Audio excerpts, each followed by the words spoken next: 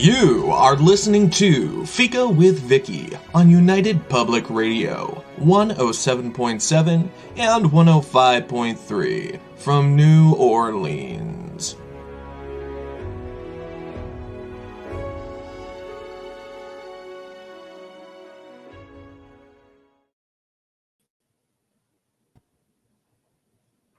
Hello, everyone, and welcome to Fika with our returning guest and friend, author, poet, screenwriter, Sarah Archer, and me, your host, Vicky Benison.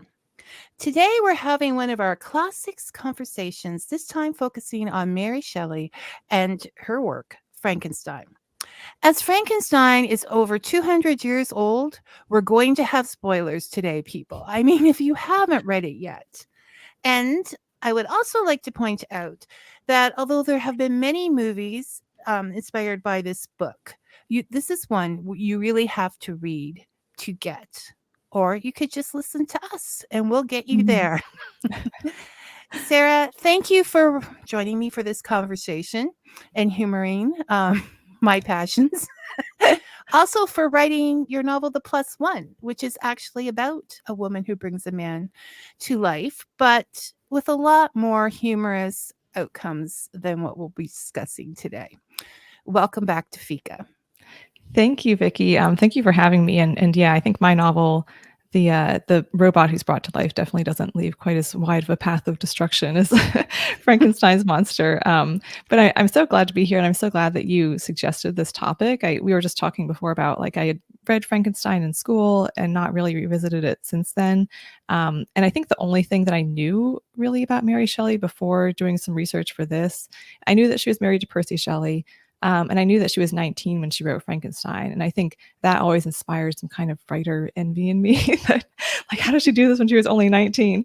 But now, having read and learned so much more about her, she had a very tough life. And there was a lot of tragedy and misfortune and bad luck and also just really strange coincidences and all sorts of amazing things that happened in her life. And now I have such a new respect for her. And I feel like, okay, yeah, I do envy her a little bit, but also she earned everything that she got and everything that she fought for, and probably even more acclaim than she had in her lifetime.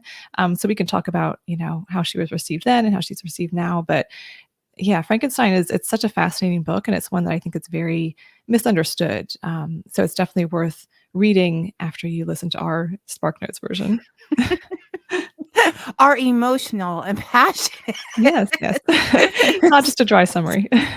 No.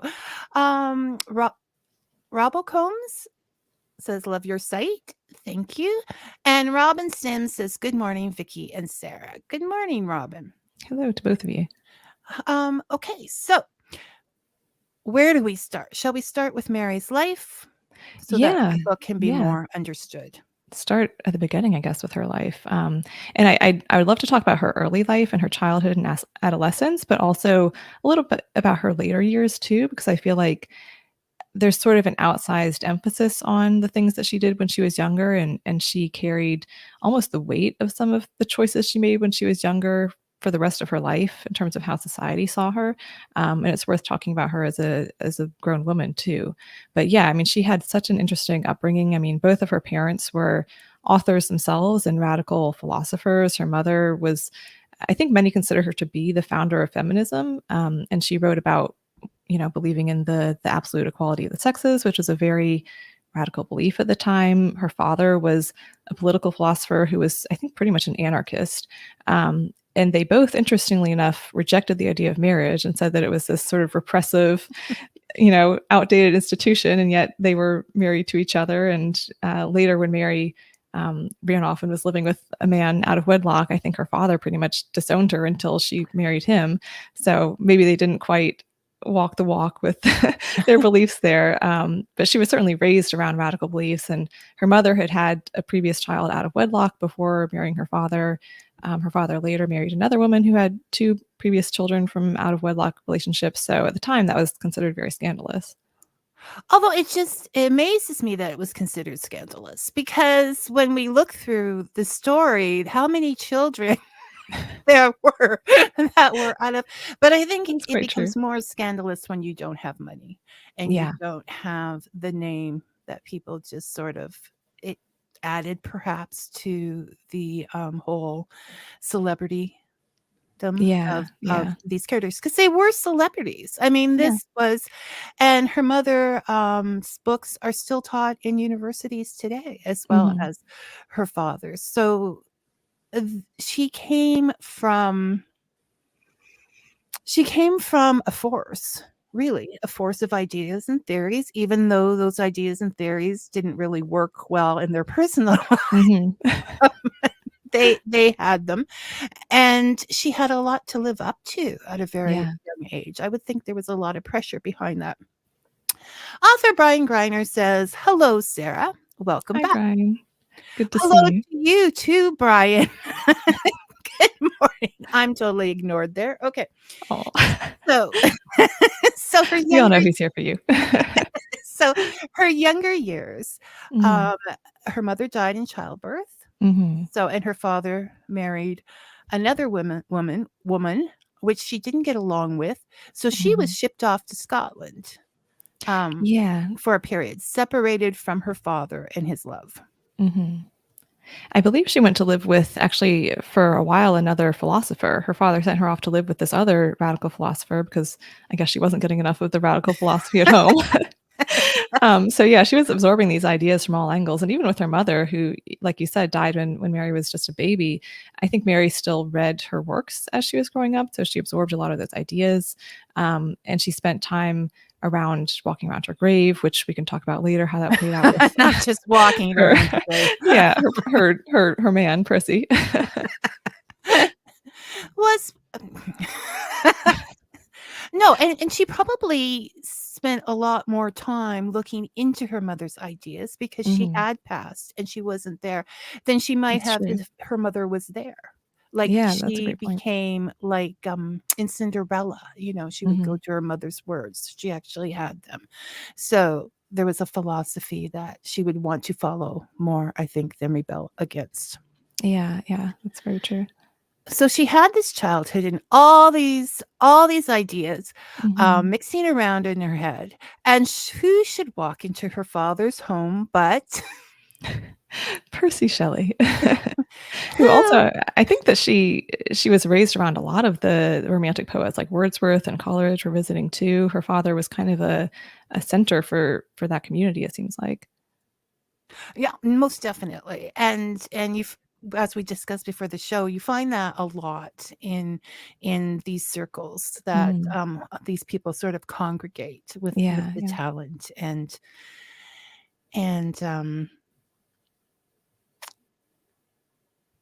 Brian says Brian says maybe I should just ignore Brian like he ignored me. In Frankenstein, Mary describes parts of Scotland as heaven and other parts as the bleakest on earth. Interesting that she spent time there.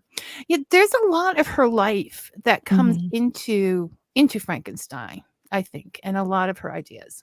So Percy Shelley, this is walks into her father's home, and he's already married with Mhm. um, one child and one child on the way. But he believes in free love. That is his philosophy, which is very convenient for any 21-year-old man to believe in. While helping, women find their freedom. Mhm. And they sort of become a thing. Yeah, I think, Mary's father thought like, "Oh, they're just going off on these little intellectual walks and having conversations, and isn't this wonderful? And he's, enhancing my daughter's intellectual development." And, there may have been some of that, but it definitely was a lot more than talking. I think they and like we mentioned, they were actually spending some of that time walking around the graveyard where her mother was buried, and so I That's don't know if we know for sure, but there's this popular theory that that's where Mary lost her virginity and that she was, consummating her relationship with Percy for the first time, like, right around her mother's grave, which is, a you're bit sort of hooked on interesting that, aren't you? in I a can see Freudian sense. I can see this coming up in one of your short stories. Oh gosh. Don't give me ideas. Because you see Sarah sitting here and you think, oh, just proper everything. But I'm telling you, she has some gritty, earthy short stories out there that go That is true. places. That is true. And at this time, if she went to those places, we'll later discuss, but I'm thinking of it now, that Mary Shelley's had to have Frankenstein published under Percy's name originally, or anonymous, because they would have taken her children away from her. Yeah. Because she didn't think like a lady should. Yeah, and there was so much judgment, and we can, I guess, get into this more later too, but so much judgment for like the way that people were living, even though I think it was probably a lot more common. I mean, Mary certainly faced a lot of judgment throughout her life, even years after Percy had passed away, for having lived with a man who was married to someone else. Her father-in-law, I think, attempted to take her one living child away after Percy died. We can get into like her stepsister and Byron's relationship and what happened to their child, but yeah, it was crazy. Yes. Percy is one thing. Byron is an entire another. Yes. I think we need to have a show just about Byron.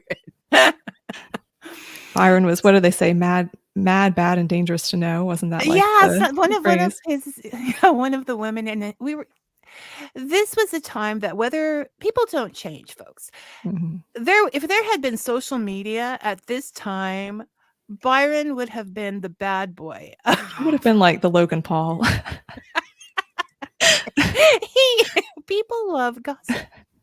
That's true.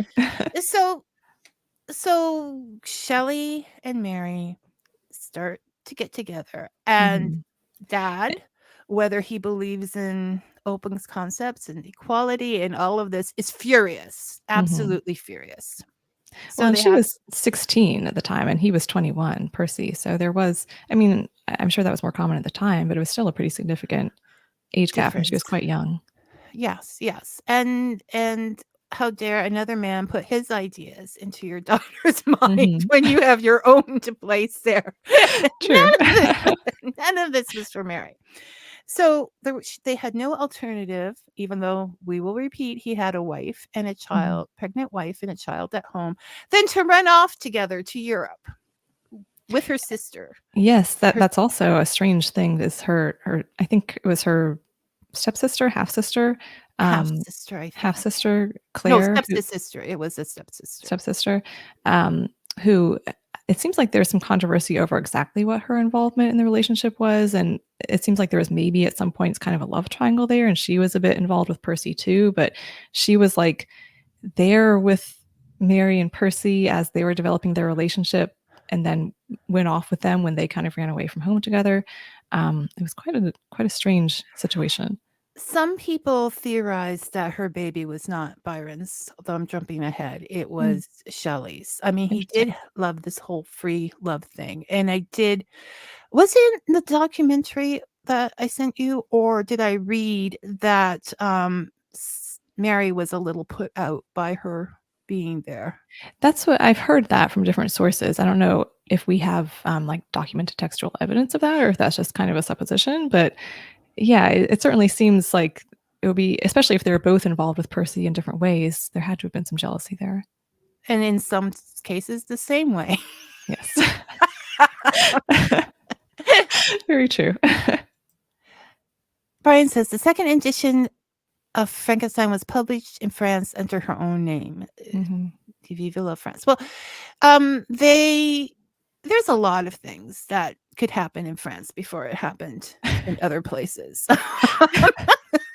Good point. No, but mixed marriages, things like that were accepted there first. And Randy S says, glad to be listening. Thank you, Randy. Hi, Randy. Good to have you here. So we're now, they're in Europe. They're running around Europe, and they come back, no money.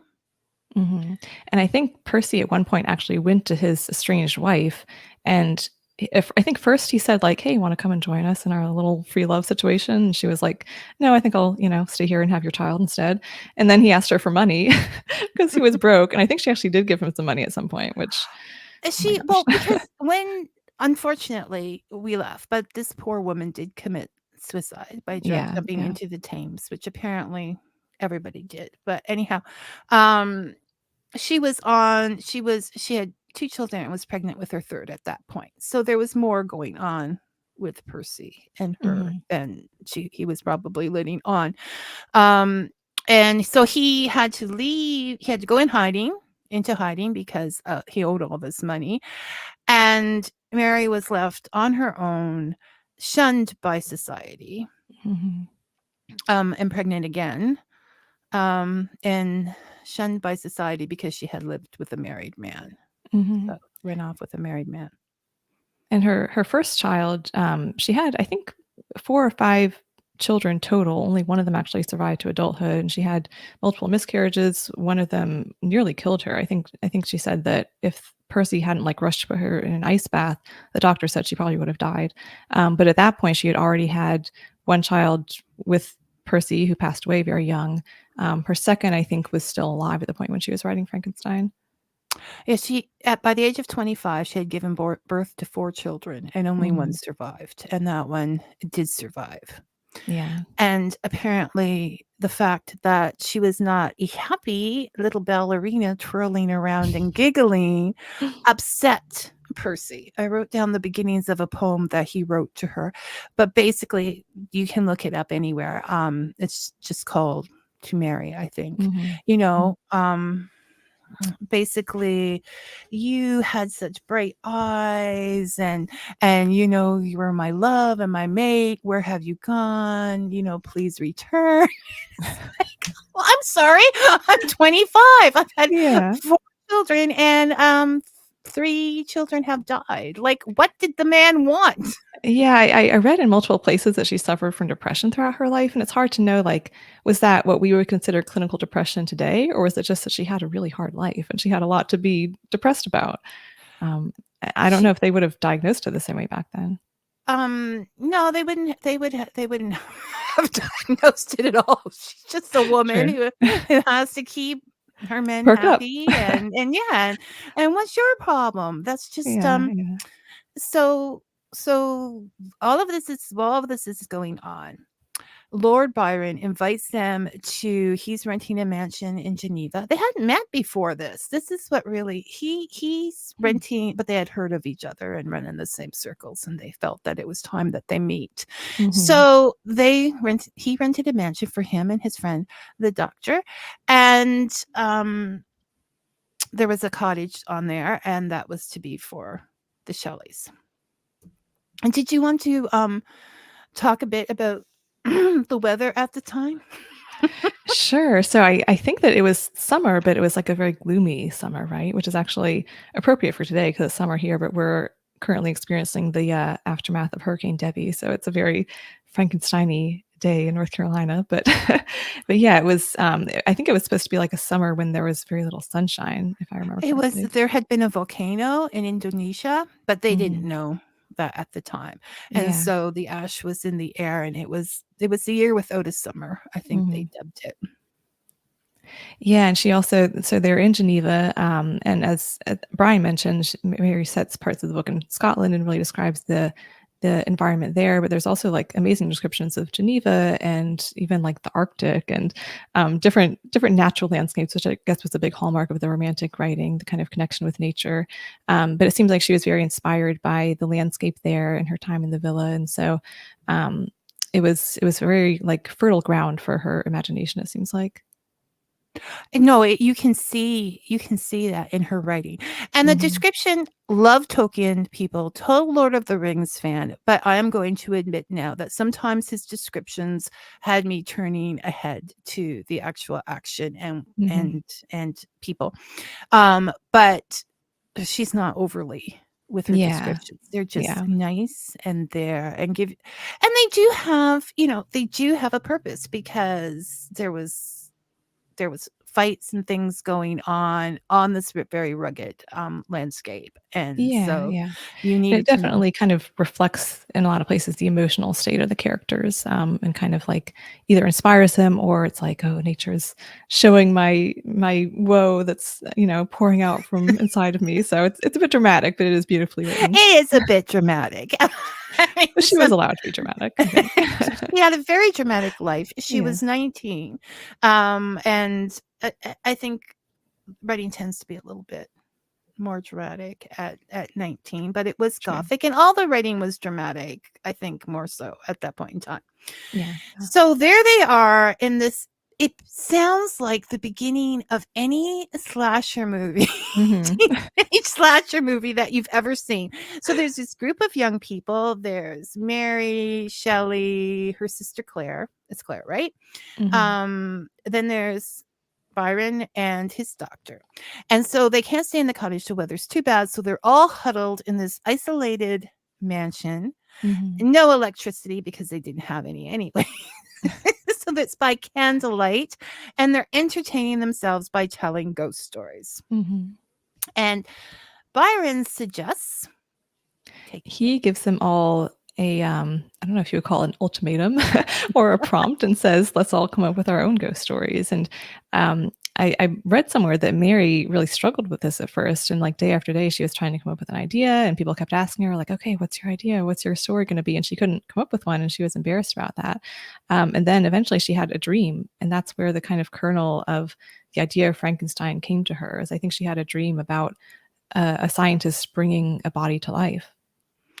And this isn't written, but I sort of get the feeling that the guys were like bugging her, like, come on, Mary, do you have the story? And she's like, no, it has to be able to scare me. If it scares me, it'll scare other people. It has to have all these things. So they were sort of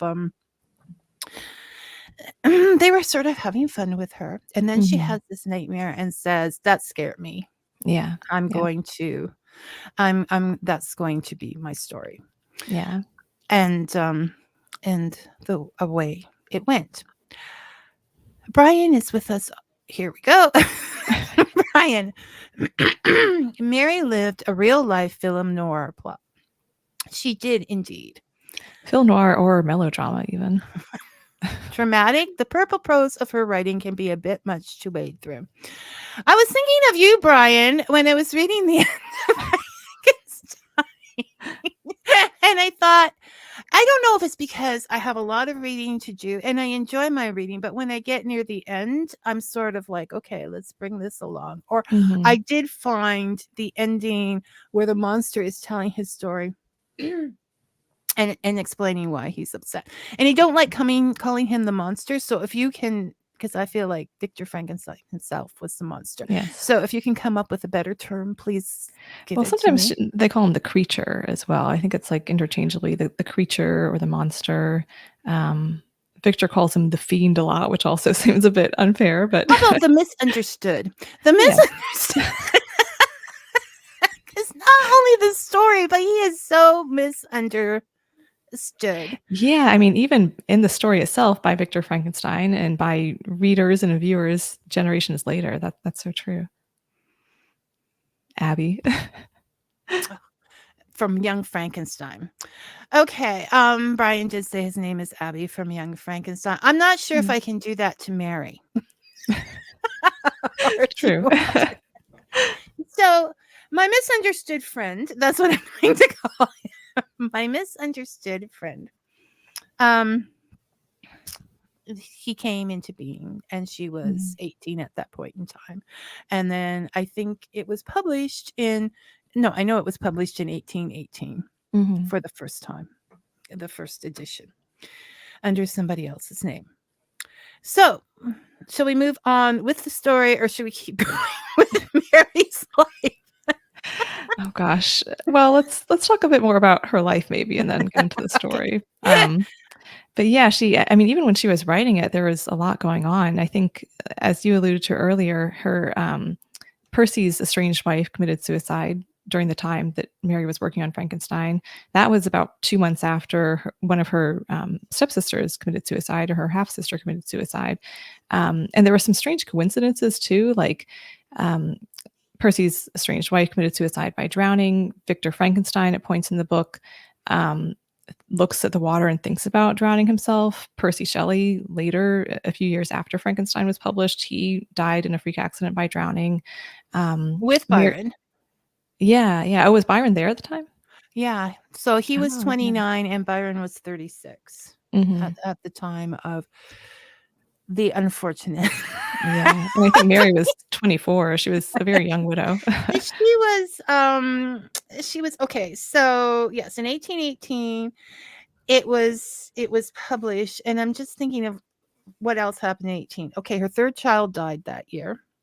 Yeah, and he was so her I think he was, well, maybe it was her second child, William. And William she give so that's William was William. Born, I think, before Frankenstein, before she wrote it. Right. And then he died shortly after at a young age. He was just 3, I think. Yeah, and there was a little boy in the book named William who gets murdered, which is another strange coincidence. And then she also gave birth to her 4th child the year after she had written it. So yes, by the age of 25, 25. When it comes to endurance, this woman just wins the cake. I don't know how she kept on going. Yeah, just physically to go through that in that period of time, not even just the mental toll, but the physical toll. Like it's amazing that she was writing it all. So then we have to. So earlier, before she gave birth to, just when. Anyways, her sister Claire becomes pregnant with Byron's child. And so Byron decides that she feels this is going to keep him, and they'll become a happy family. Ha! I'll have none of that. He takes the baby because it's his to take at the time. There's nothing she can do about it. And they weren't even married, and takes the baby off to live in a nunnery. Where it then grows up alone. It doesn't grow up alone, grows to 5 alone and passes away. There is not a lot of feeling as far as fatherhood with these two. Yeah, I feel that's like so true. They Yeah, even though, Mary's father was very involved in her life and, primarily raised her, I guess, even though she had a stepmother. And I haven't read any of Mary's other works, but from what I've read about them, it seems like father-son, father-daughter relationships are a recurring theme, and that comes up a lot, and a lot of kind of issues of fatherhood. Even in Frankenstein, there are a couple of characters who are fathers, who are significant characters, but not really mothers represented as much. So it seems like she was very close to her father in some ways, and they would kind of financially help each other out throughout the rest of both of their lives. But yeah, in terms of like her actual baby daddy and Byron, didn't quite work out that way. No, I will give him, though, excuse me, a bit of leadway, because I read somewhere that he said, and of course this is all from letters or whatever, but we don't know, we weren't there, but he said, I refuse to leave a child with the Shelleys because they don't survive. So that's what's kind of true. But then he didn't take care of the child himself. Yeah. So yes, after all of this happens, and she's like, what? She couldn't be much more than 25. She ended up moving back in with her father, with her one surviving child, and living the rest of her days there, glorifying Shelley's work and getting it published, and that, till her father-in-law said, I'll sue you if you. Yeah, her father-in-law seems like he was kind of a jerk from what we know. I think he actually, after Percy died, he tried to take away his grandchild, their one remaining child, and Mary didn't allow that to happen. And he gave some financial support to Mary and her son throughout life, but I think there were a lot of strings attached to it, and she had to pay the money back or something like that. So he was very hard on Mary for Go it seems like figure the rest that of her time. Byron's father would be a jerk. Yeah, Percy's father. He's a product of his community. That's true. And so then she lived till she was 50. She wrote several other books, not just Frankenstein. And there's one that I want to read. She was And I pretty wrote it down prolific. so I would She get it right. The Last Man, she wrote in 1826. Mhm. And it's the account of the future destruction of the human race by plague. And it's often looked at as her best book.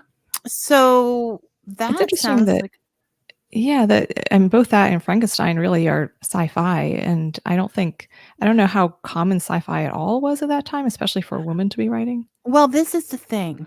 There is an argument out there who is the founder of sci-fi.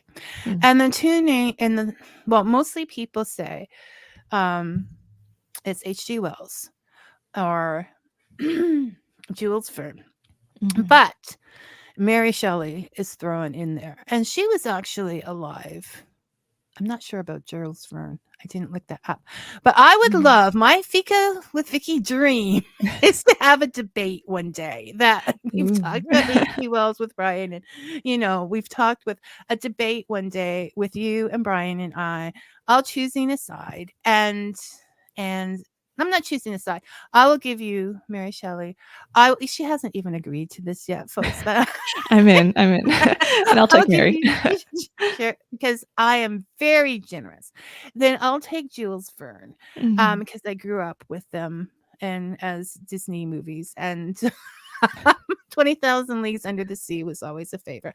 And Brian, you can have H.G. Wells, and so we will have to, we'll have to do a show on H.G. Wells, sir, and not, I mean, on Jules Verne, and we'll set that up, and That would be a lot of fun. people will be thrilled, I'm sure, to finally have this question put to rest. But no, the book is gothic, as well as philosophical, as well as a original science Mhm. fiction program, and she works with that because we could think about at that time, like same with the exploration of the Arctic. These were all things happening in her Yeah. time. Like, Yeah. people were starting to explore this and accepting science a little bit more. And so she would have saw that in her father's home. Yeah, I think that we kind of almost think of Frankenstein as being more fantasy and kind of a horror or monster story, but I mean, the way that she frames it in the book, she doesn't explicitly explain how Frankenstein creates the creature and brings him to life, but she tries to set it up as he was reading these different scientists and philosophers, and this is how he educated himself, and making it seem like it was something that could be naturally possible. Well, and that's in, the life. Brian's already arguing. I would argue that Frankenstein isn't sci-fi. It's certainly a morality play and certainly fantasy, but not sci-fi. Save it for the debate, Brian. Yeah, Save yeah. it for the Bring debate. that energy in. And the trash talk begins. We're ready to go. So that brings us to Frankenstein, the book, Yeah. and what its meaning is. Now, I'm just going to say offhand that Brian, I said save it to debate. Okay. A lot of the movies have it take place in a castle, and Mhm. there's there's Igor for a start.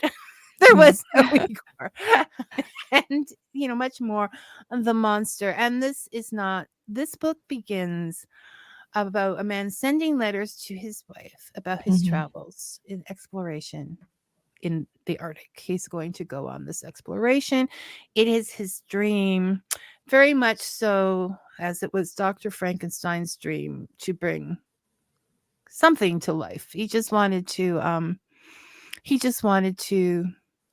He wanted to play God, people, and whether Mhm. we're going to use that term in a broad sense, because the book is also, as I mentioned, called The Modern Day Prometheus. And Mhm. Prometheus was a Greek god who was a trickster and brought people fire and, in fact, created mortals Mhm. in some circles.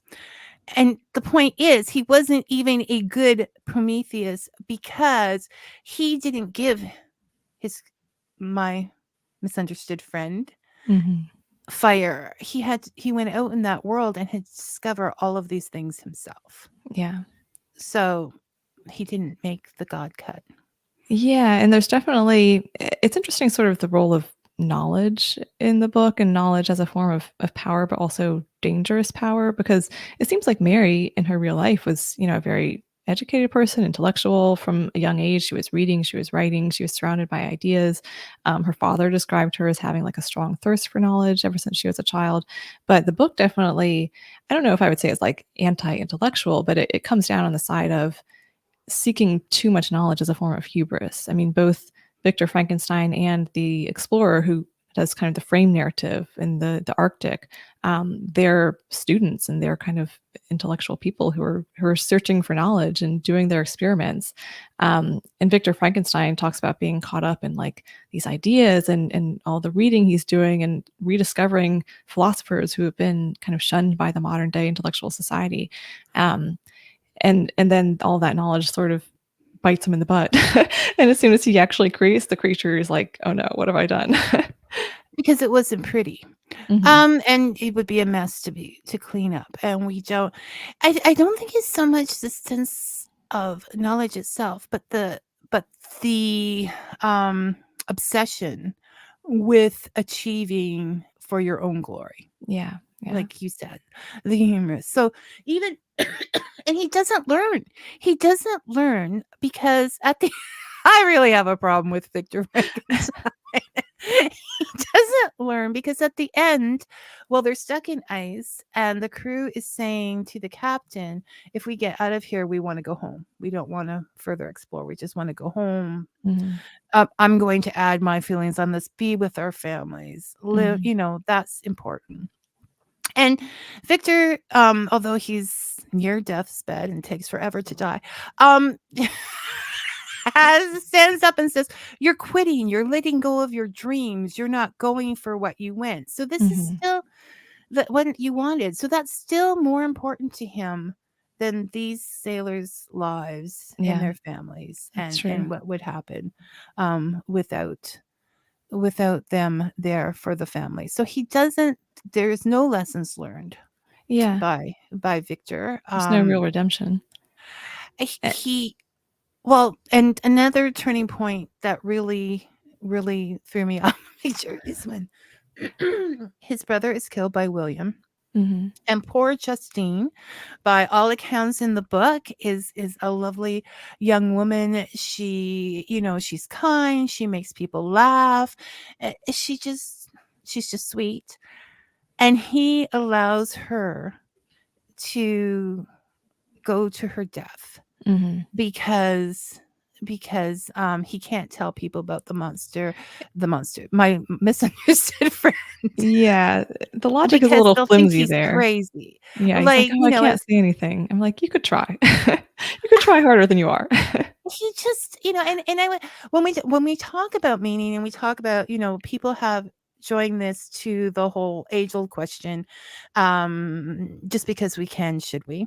Mhm, And also to racism in the colonial system at the time, but also to her life. I think it has bits of all of that in there because mhm. she lives such a complex life. And I can see that being Shelley not standing up when he should have for like her and her children and that, but running off. Yeah, So the debtors don't get it. Okay. yeah. I mean, if I was her, that's how I would see him. So And I love what you said too about like the monster wasn't pretty or the creature wasn't pretty. And that's why Victor Frankenstein rejects him immediately. Because it is like as soon as he brings him to life, he's like, oh no, this is a terrible thing. What have I done? He's a demon, he's a fiend. And the creature really hasn't done anything at that point. Like he's not either morally good or bad. He's just like a baby who's just been born essentially. And just based on the way he looks, Frankenstein is like, oh no, this is a terrible thing. This is, a relic of the underworld, and I have to reject him. And it's just based on appearances. because he's not perfection. Yeah. People aren't going to say, "Oh my goodness, what a wonderful thing you produced. Your Mhm. man was perfect." Yes. You created more than perfect. Okay, Brian's back. what do we got, Brian? She refers to the instruments of life without giving details, which is certainly a good way to do it. Mhm. At some point, okay. At some points in the book, the men tend to be caricatures, although as if Mary was cosplaying being a man older than herself. Uh, There's a point where I'm trying to remember exactly which character it is, but I think it's Frankenstein or someone narrating says something about like a female character thinking things that a man never could, and I was like, oh, that's definitely the authorial perspective coming in there. that it is. But I would say being of a certain age and being a woman and watching a lot of things go up, I think they are not all men, but ineffectual men. And I have seen many that would do the same, that would run away instead of, leaving wife and child. Not that women can't take care of themselves, but if the man made the problem in the first place, why should they clean it up? Okay? Like, it's just the same thing. So it's leaving the woman to clean up the mess, or Justine to be executed for killing a child. She did not. So the monster, okay, so let's take my beloved misunderstood friend. Is a child, and he leaves the child. And the child doesn't know what to do, doesn't know what clothes are, doesn't know what any of these things are, and has to set out in the world where everybody's screaming and running away from it. Like, oh my goodness, talk about trauma. And then, Yeah.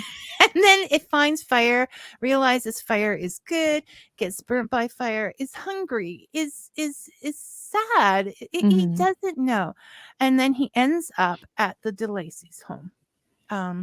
Hiding in a little nook on the side, watching their lives. Yeah, there's a paragraph in that part as he's like first kind of entering the world and going off into the woods and trying to survive on his own, that was very sad to me, where he's talking about like he hears the birds chirping and he thinks, oh, this beautiful sound, this beautiful music, and he like naturally enjoys the beauty of it, and then he tries to make sounds himself, and he actually frightens himself with the kind of guttural, rough sounds that come out of his own throat. And it's such a kind of, there's a lot of pathos there, I think, to the fact that like he is even kind of turned off by his own natural physical, being. But it's not a moral, there's nothing morally wrong with him innately. Like he loves beauty, he loves nature, he's kind-hearted, he wants to help other people and other creatures. But he just doesn't have he has a physical body and a voice and a look that immediately turns everyone off. Because he doesn't even have language. He didn't hear anyone speak. And it's definitely a situation of, we think about the way who we are as we're being mirrored by other people. If everybody's going to scream at us like we're a monster, we end up feeling like we're a monster, especially when we have he was an instrument. And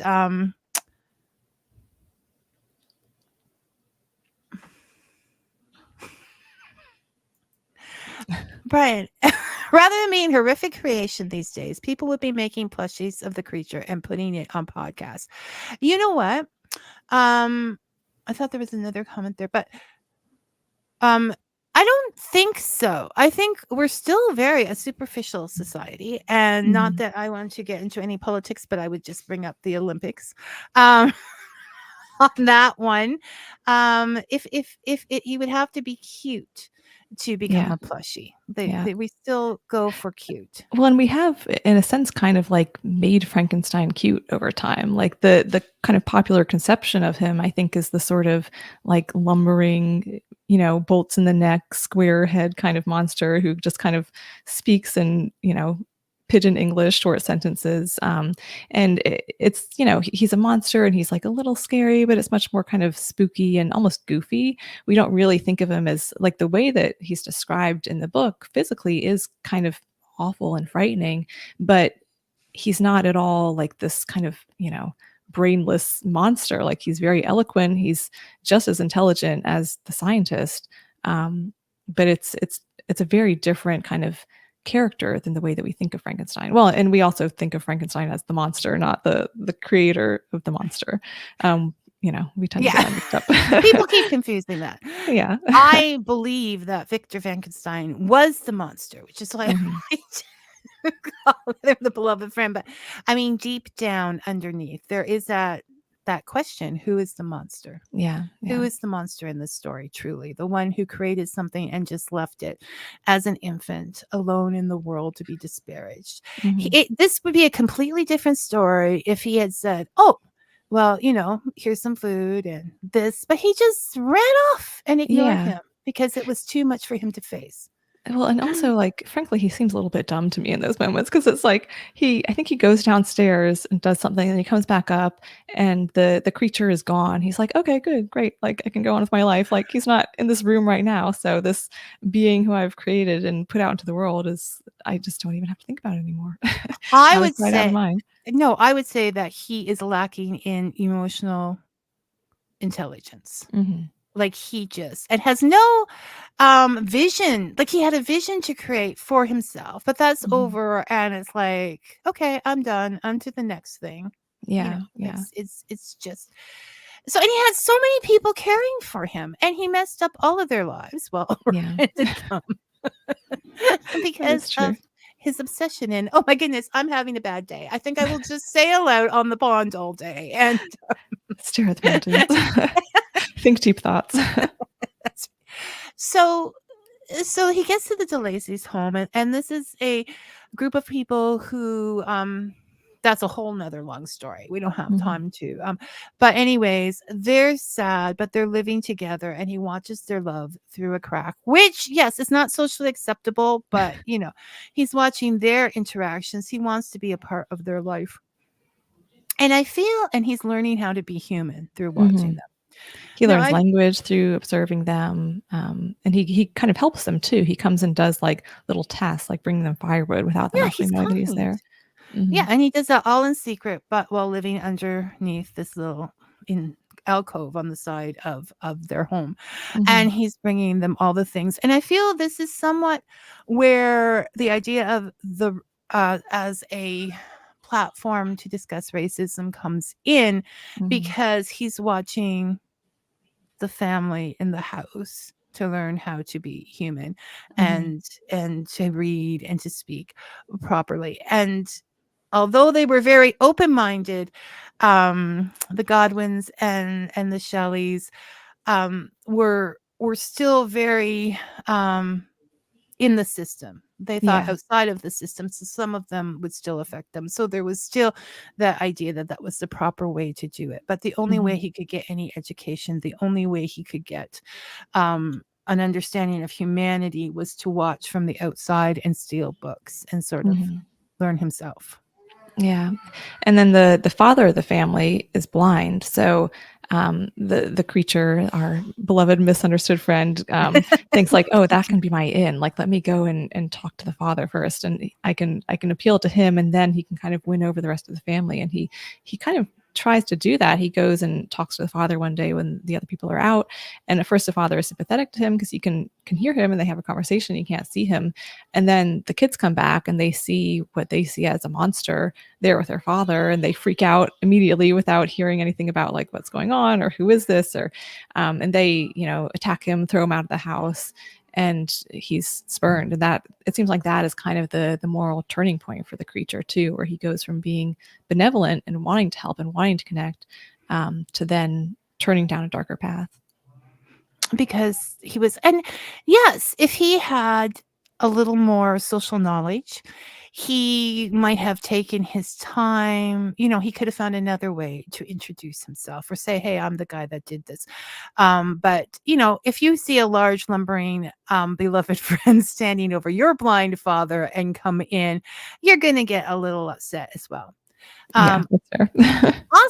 also no pre-planning because afterwards when they run away and leave, he Mhm. burns the house down. And I'm thinking, oh, for heaven's sakes, no one's going to live in there for a few months anyways.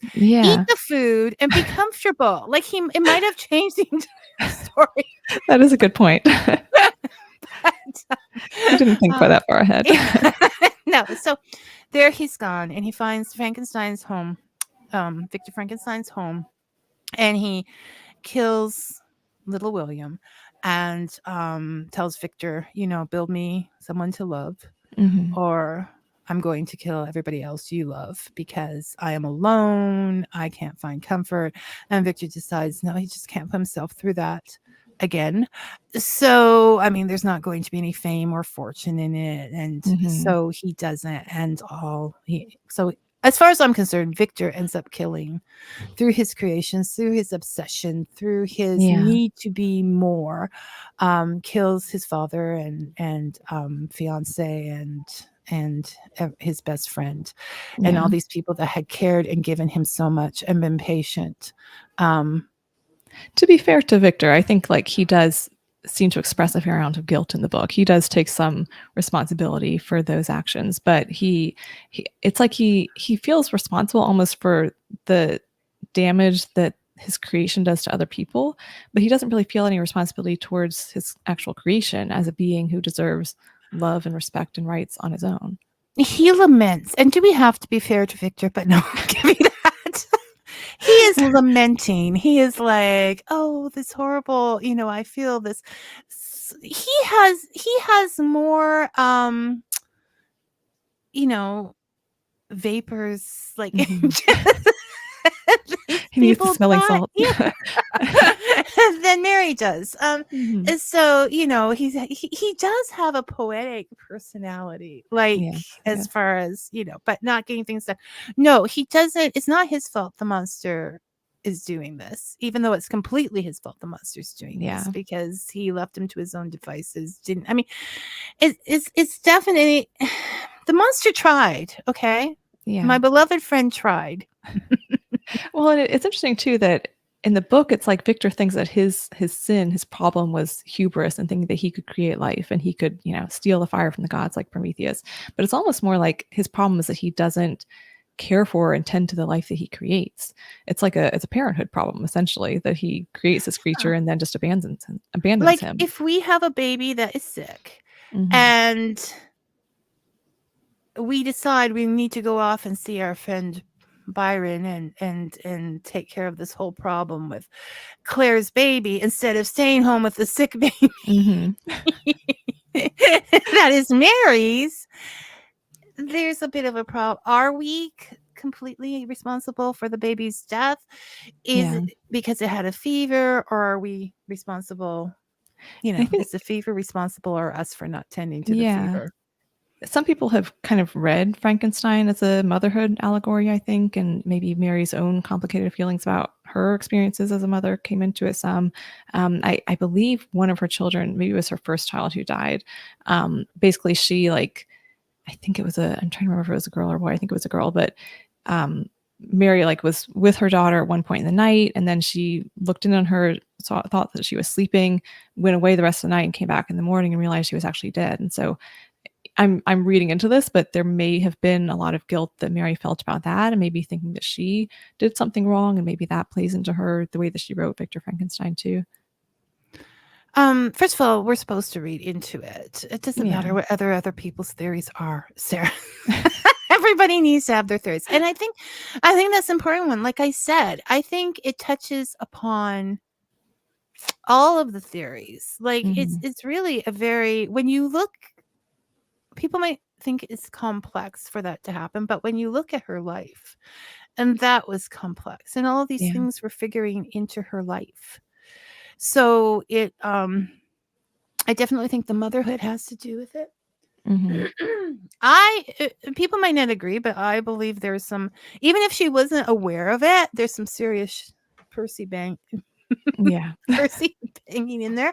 Um, Well, and it's interesting too that you say that because Percy, people have theorized over the years that Percy was basically a co-writer on this or that he had a large role in of it. It, course it they seems would. like I think for a long time she was known almost more as his wife than anything else. But um, I think the prevailing theory now, based on the documentation that we have, is that he kind of had an editorial role and helped give notes, but the vast majority of the writing was hers.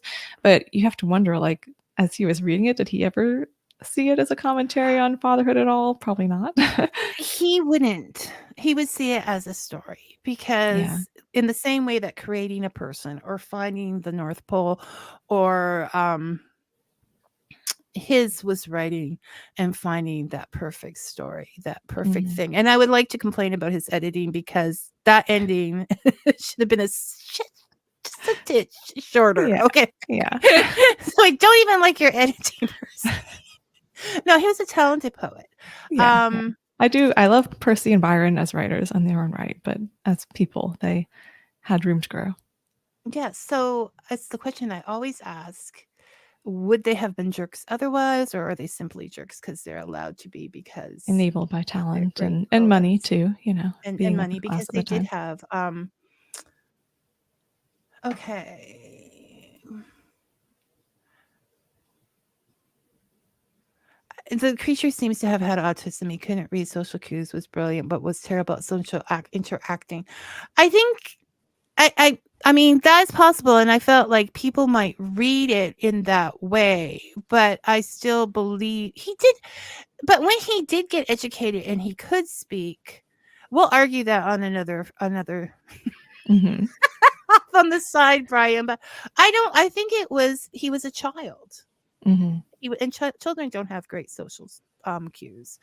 I mean, some are just born with that, but circumstantially. It seems strange that although Victor could create life, he didn't bother to reanimate his dead friend, brother, and wife.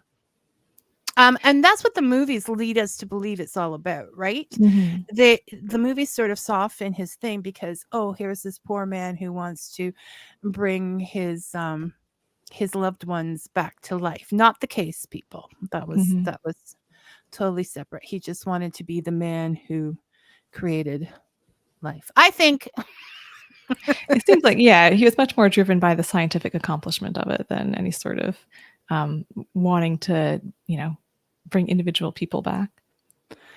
and to because he had this belief that this could happen when he was younger. Mhm. And um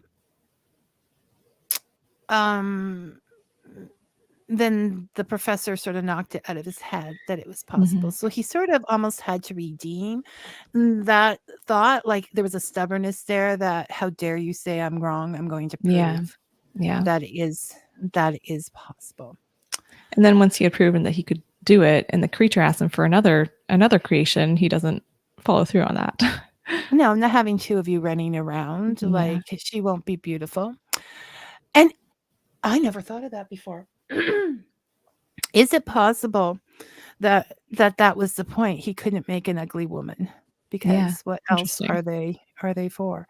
Robin Sims, I always thought the Frankenstein story was kind of showing us or asking the question, who is really the monster? I agree, Robin, and I know Mhm. who the monster is. It's Victor Frankenstein.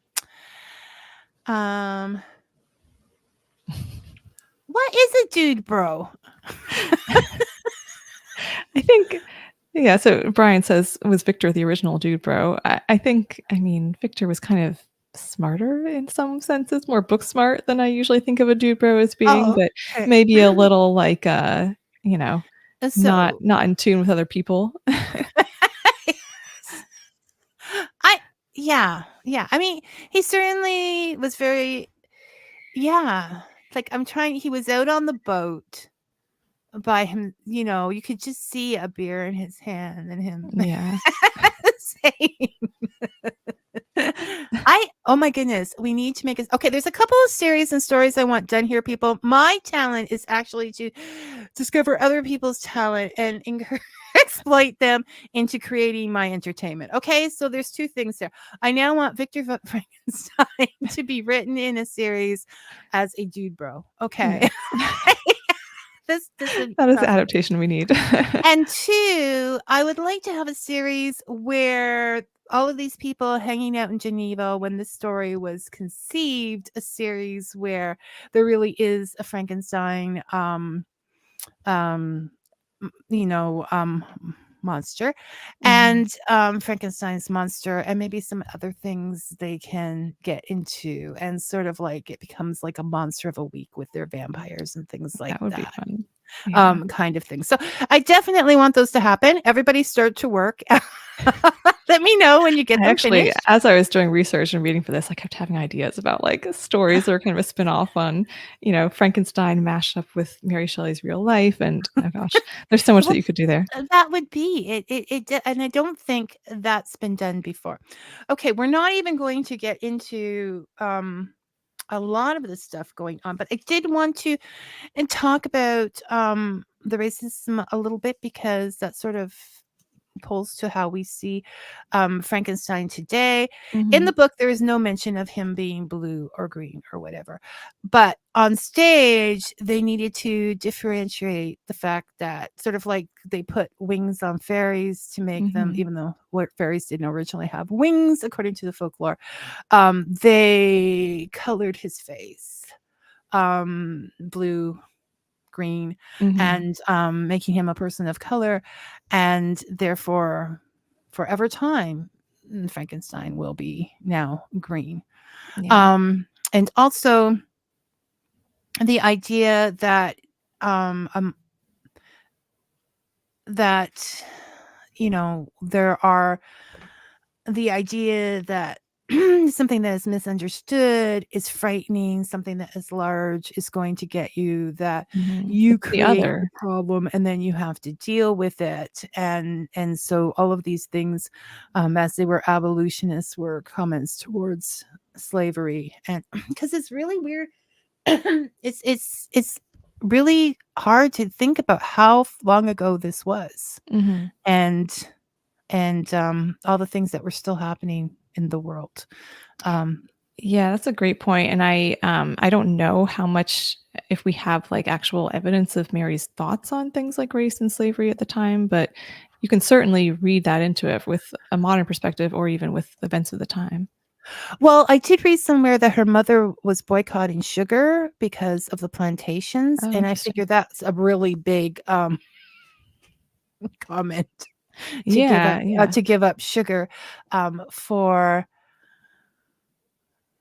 we're getting there, Brian. Brian wants to know if you're working on any new projects that we might be seeing soon. We'll get there, We'll Brian. get It's right on the end of my list. So, okay, so we're gonna pull this thing together.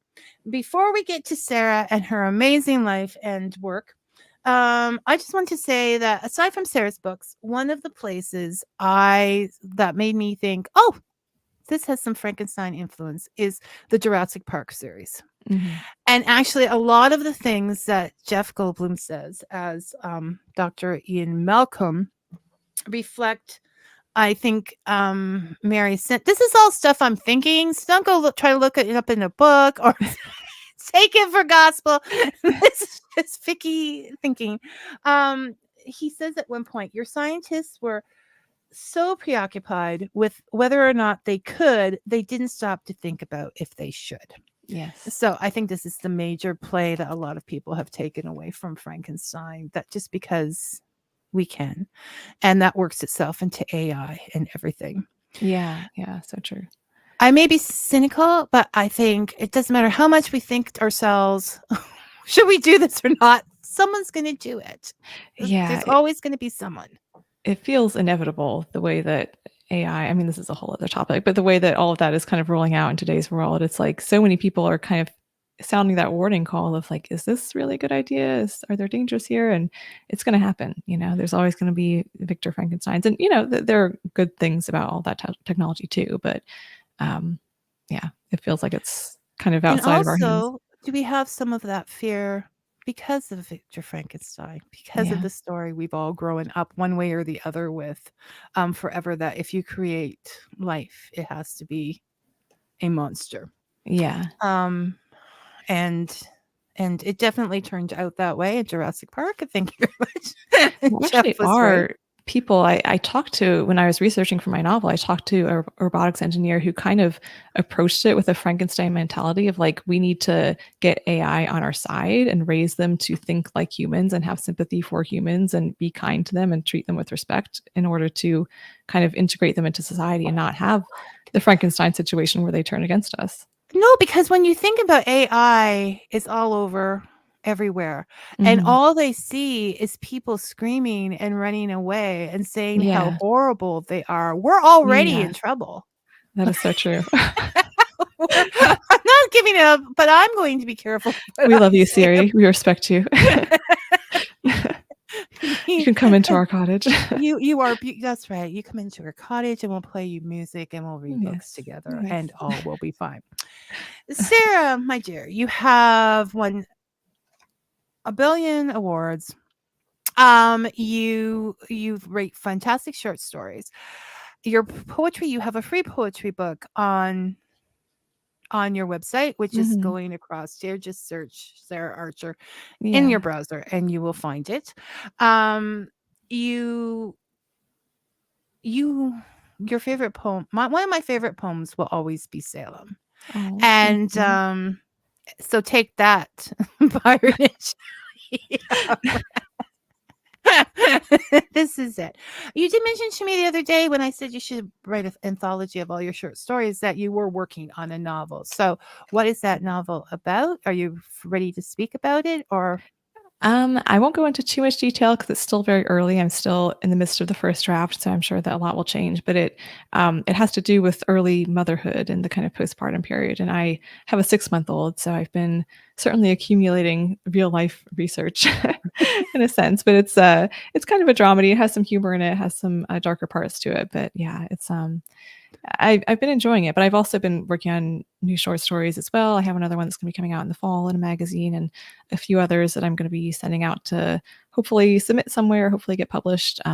The short stories are a way for me to be like darker and weirder and get into the gritty stuff, which is fun. I tell you, people, sometimes you're just going, "Oh my goodness, Sarah, did you go there?" And she does. I appreciate you being willing to go there with me. Anytime. I just find it, I just find it, I laugh, not because I'm laughing at the story, but I'm laughing with the joy of you going there, like taking that final step and just there. I mean, even in writing, there's a degree of courage. Can I push it to this point? Yeah. And you just push it and keep on going. On top of all of which, all of these things, you've been creating life yourself, and it's a busy time with like less sleep than normal. So just remember Mary. To channel her and dear. Yeah, seriously. If she was able to write this book at 19 with everything else she had going on, I'm like, okay, I don't have any excuses. Well, you could. I mean, we can't do that because you still have reason to feel the feelings that you have. Just, on occasion. It's like if I'm feeling lazy, I just pick up a book where there's like a 19th century maid, and I think, gosh, we have it pretty easy today. we have all of these things going for us. So thank you so much for coming today. And yeah, we'll work out a debate time, and you were if you want to do another classics conversation, I would love that. It's your turn. So you can let me know.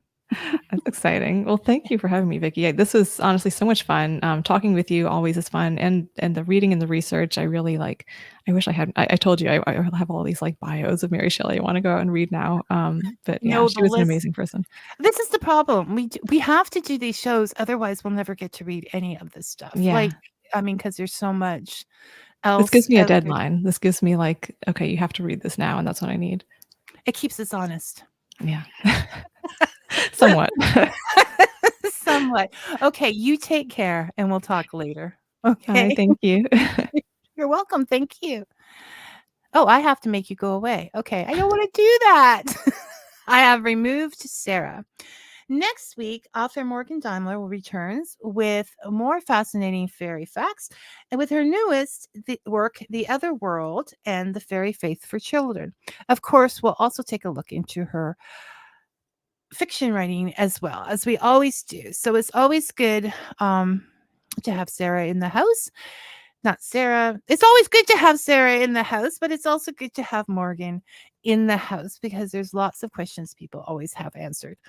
Until then, may your coffee be hot and your story sweet. Thanks for listening, everyone.